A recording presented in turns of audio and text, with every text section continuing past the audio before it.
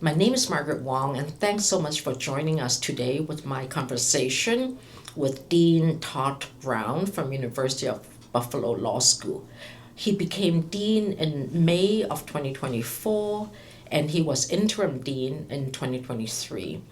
I graduated from University of Buffalo Law School in 76. I was there, and in those days, not only is there practically no Chinese students or women students, I got a full scholarship from my law school. So for that, I'm perpetually grateful, and UB really made me to what I am today. Not only that, UB also accepted my daughter, Allison Chen, who's now a partner with us. And UB is a school that she wanted to go because I was always telling her how UB accepted me, embraced me. In those days, in our law school, there's only 2 Chinese, and the other kid is American born. I'm the only foreign born Chinese, and I just came from Hong Kong after undergraduate. So I'm perpetually grateful to University of Buffalo Law School for giving me who I am and making me who I am today. So Dean, thanks so much for coming. I know we arranged this for a long time.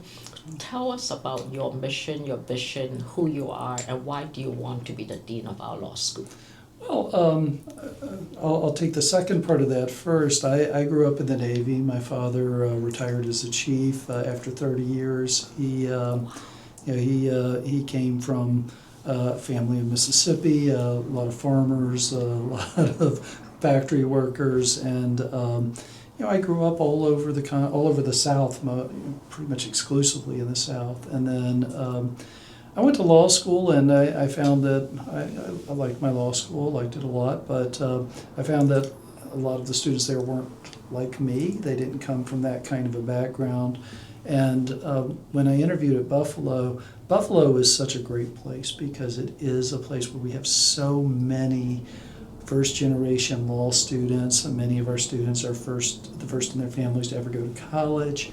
And it's a place, it's become a school of opportunity. I think that's an important mission for a public law school, for people who come from whatever background to be able to lift themselves up and move forward and make big careers for themselves. And so I really embraced that mission. It was part of what drew me to Buffalo. And of course, I was hired by your good friend Macau, and it was a wonderful opportunity for me. It was also a nice opportunity for my wife, who's a forensic psychiatrist. She grew up in Mexico, and for us to raise our kids in a wonderful community. Buffalo is just a great place to be a kid. So, in terms of becoming dean, I felt like I had worked for 7 years as the academic dean, and so I wanted to make sure that we continued that work and we built upon it. We expanded our writing programs because as a practicing lawyer, how important writing is in a lawyer's success. And we've done all of these things while our culture in the law school has continued to focus more and more on student outcomes, getting students across the finish line, not just walking across the stage, but also passing the bar exam, getting really good jobs coming out of law school. And that's not something that we've always done, but it's something that we are really focused on today. And if you don't know, law school deans are very difficult. For one thing, they have to raise a lot of money.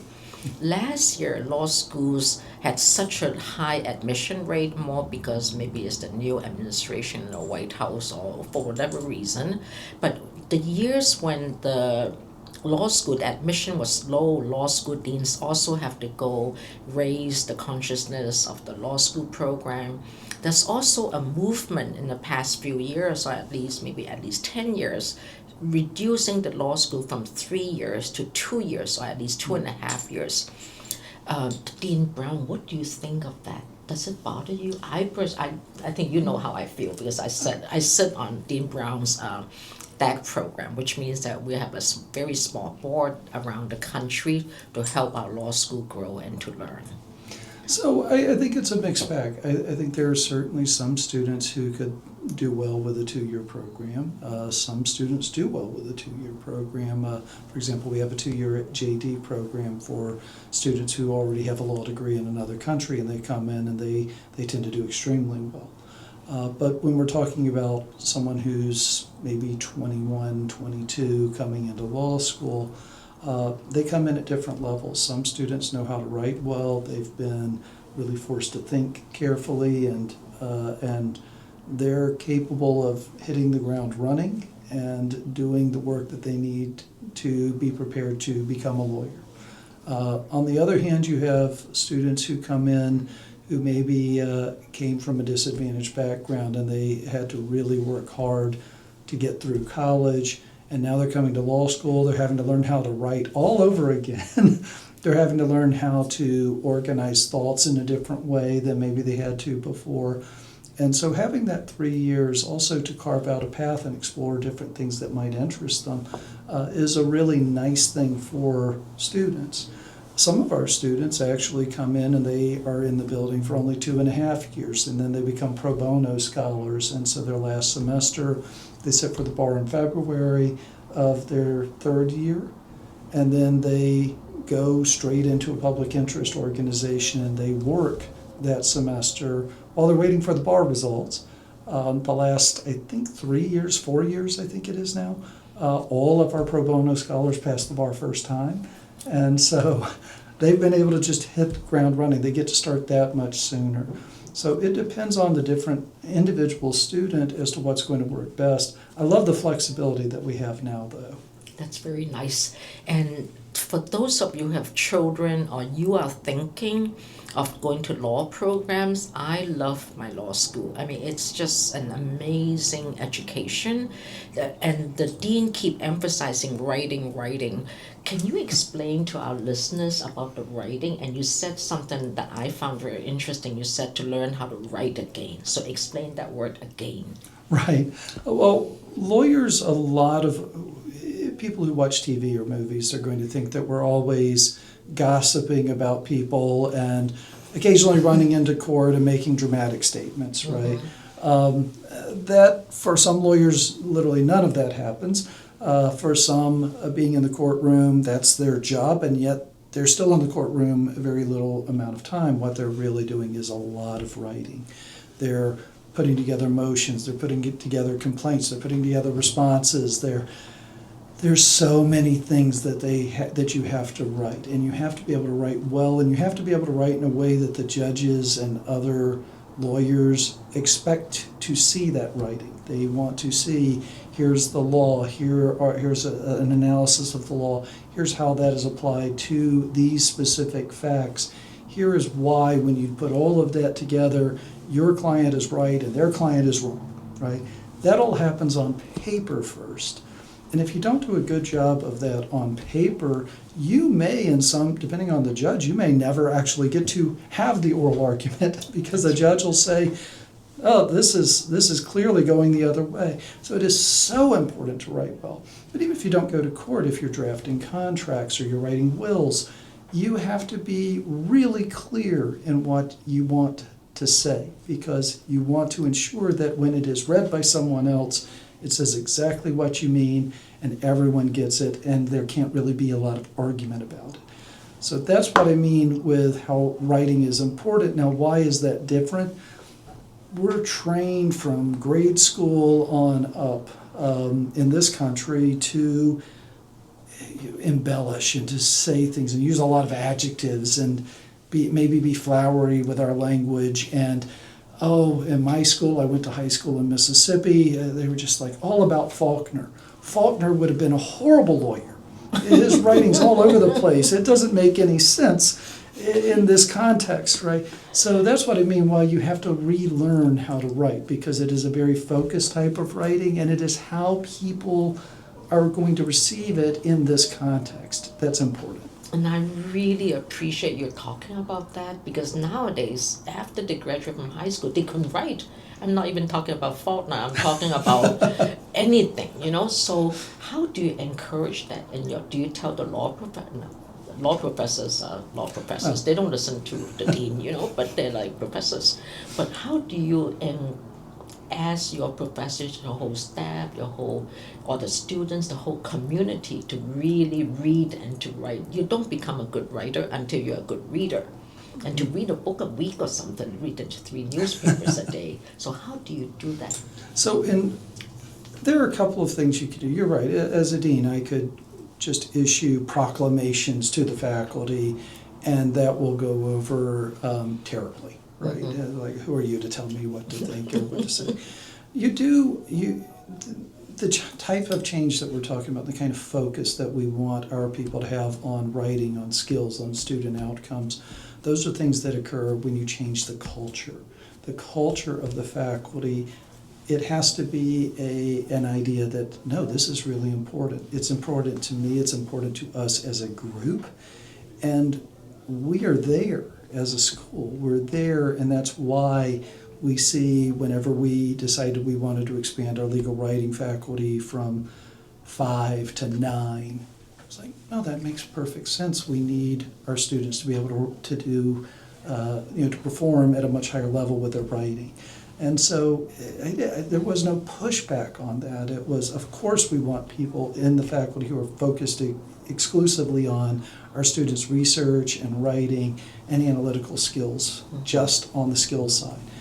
And then we can, as doctrinal faculty, we can also integrate that into the courses we teach: contracts, torts, constitutional law, business associations, immigration law, right? We are looking at how well are you writing, how well are you communicating your ideas and your thoughts about this particular question or this problem. And so it's layered. It's not, here's the writing faculty, here's the doctrinal faculty, there's writing, and then there are doctrinal faculty who have intensive writing going on there.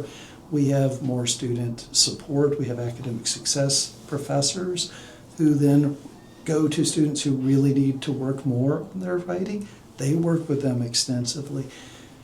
And now it's just kind of part of who we are as a law school. And I think that is better than just having a dean who comes in and says, look, everybody, you got to do this, right? If you just say, here's what we want to achieve, how do we get there, and you have those conversations, sometimes one-on-one, it's so much nicer, and it's more lasting when it's part of the culture. Mm-hmm. Another question that I always put in my mind is, the years I went to Buffalo, it was an amazing, ranking was very high. In those days, there's just not that many law students.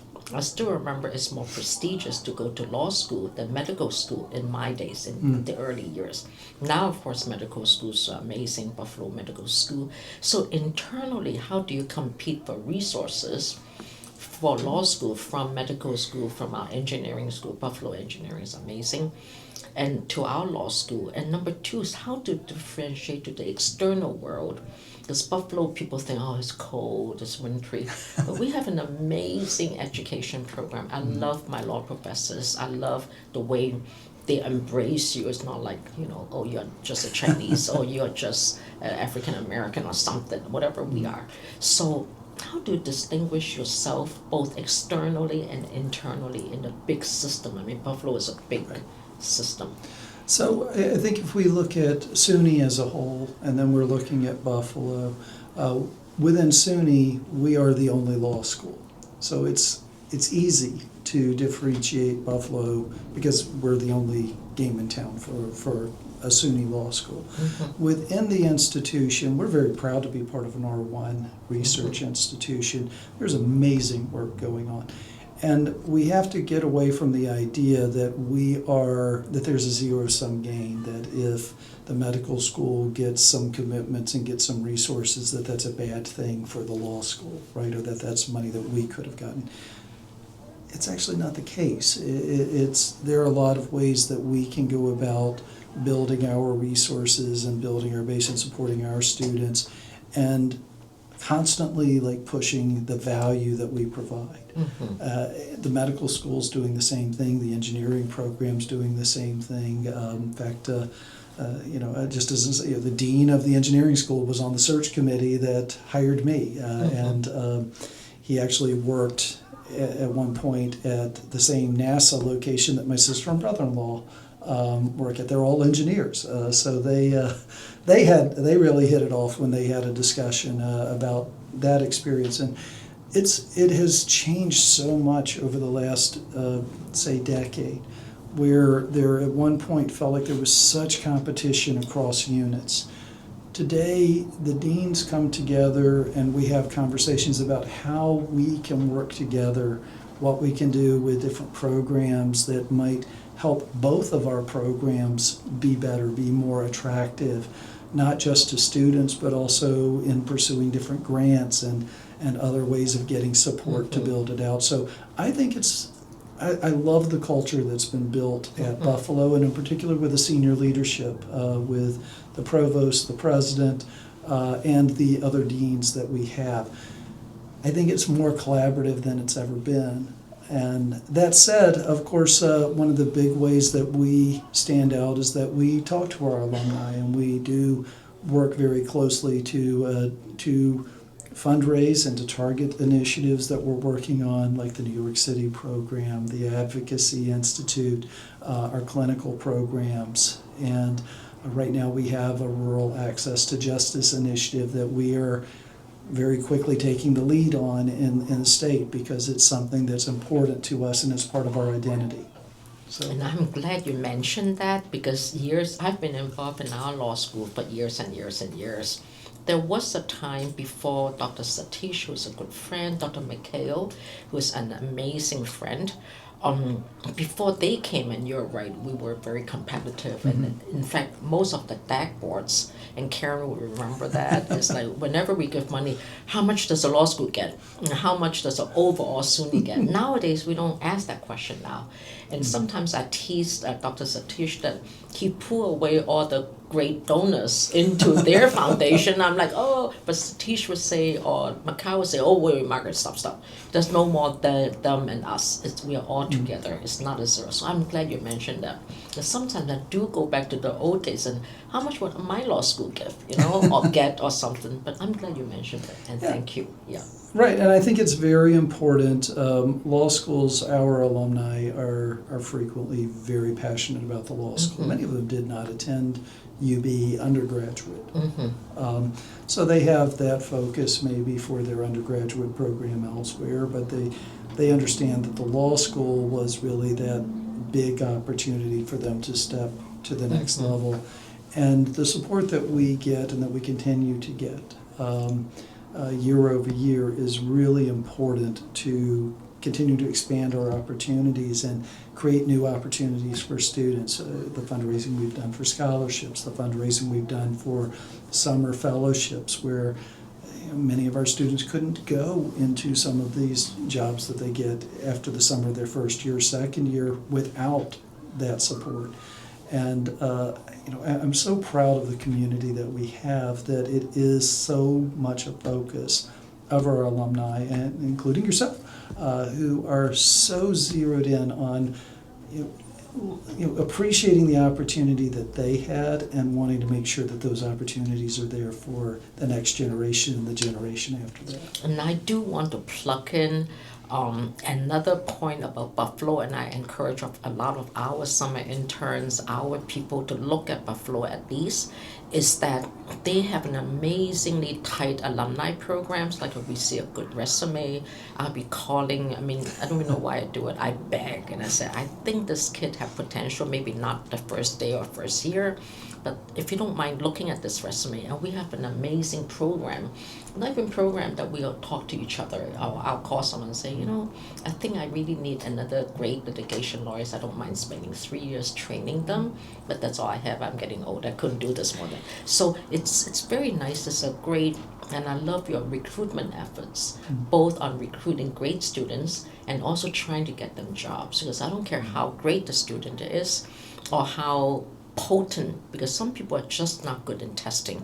The Buffalo would teach them how to do tests, and I tell some of them, you just need to pass, okay? Don't pressure yourself because the mental pressure is just too much. But I do want to congratulate you. Through the years, we've gotten some great resumes, some friends who support. But what's your future vision? Because in my years, and we're all getting older, we have amazing group of alumni. They work in Hollywood, they work in New York major firms, or they'll call me and say, hey, I read this article, I know you're doing this, you should think about. But with our group slowly fading away, do you have other younger groups that's coming up to fill our rank? Well, we're definitely trying to build that. I don't know. I don't know if there are too many schools that can match the energy and the passion that your Correct. group has had. I mean, and it's not just on the fundraising side, it's also on just the being present side. We have so many we have so many outstanding people on the deck who are just so committed to the law school and walking through the different things that are going on in legal education generally, in the legal community and in law. And but then we have a number of people. We have more volunteers to teach as adjuncts than we have classes. We have people who come in and mentor. Every law student gets a mentor in their first year.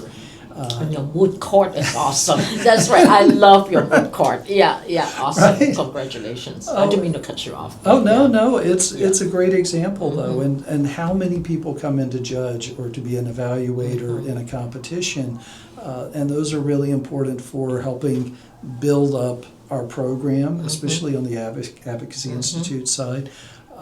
It's a real, I don't know, I want to be careful how I say this, but it is like a real pleasure to be a dean at a school where the alumni are so passionate and they aren't just there for themselves, right? They're not just showing up, so this is some other event or some other thing that I need to show up so people see me, right?